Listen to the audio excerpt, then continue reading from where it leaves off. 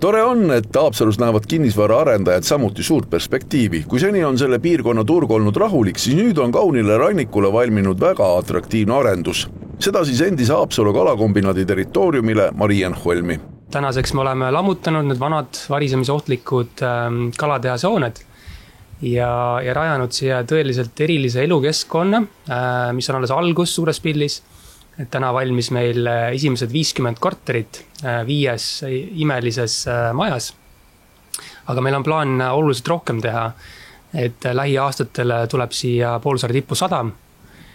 Lisaks on plaanis rajada siia üks kodurestoran ja kaugemas plaanis veel ka spa-hotell. Arendaja rõhus selle piirkonna unikaalsusele. Seetõttu on välja lubatud, et nende korterite sihtrühm võiks olla vanem ostja.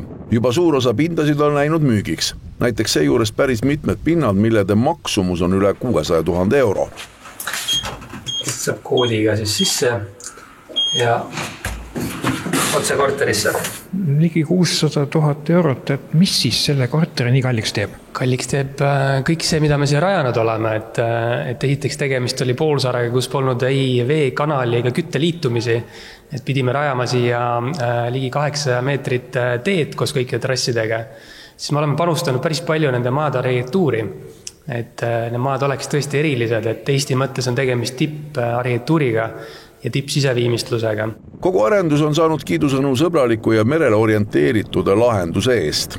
Selle koha teeb eriliseks muidugi see situatsioon, et selline holm on niivõrd linna lähedal ja kindlasti peab mainima ka siin linna soovi ja huvi, et sellest holmist on lubatud teha ka elukeskkond. Ja nüüd täna me teame seda, et peale elukeskkonna on siia tulemus ka avalikud hooned niimoodi, et see holm saab olema läbi ehituse, läbi arendustegevuse hoopis tükkis rohkem avatud nii linnale, Eestile. Kas aga tuuled ja võimalik suurvesi arendusele ohtikuks ei saa?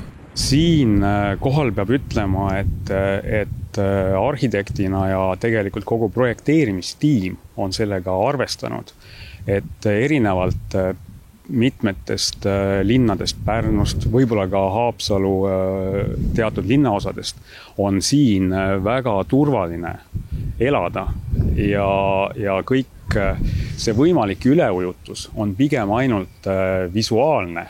Koht on kaunis, aga kallis ohkavad pereloovad vanemad, kuigi piirkond on loodud igati ka selleks, et seal oleks ka lastel mugav.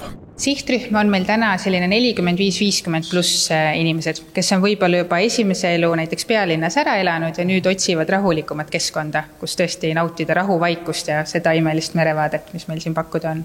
Tegemist on Läänemaa suurima kinnisvara investeeringuga viimase sajandi jooksul. Unikaalne projekt, mille maht on ligi 60 miljonit eurot.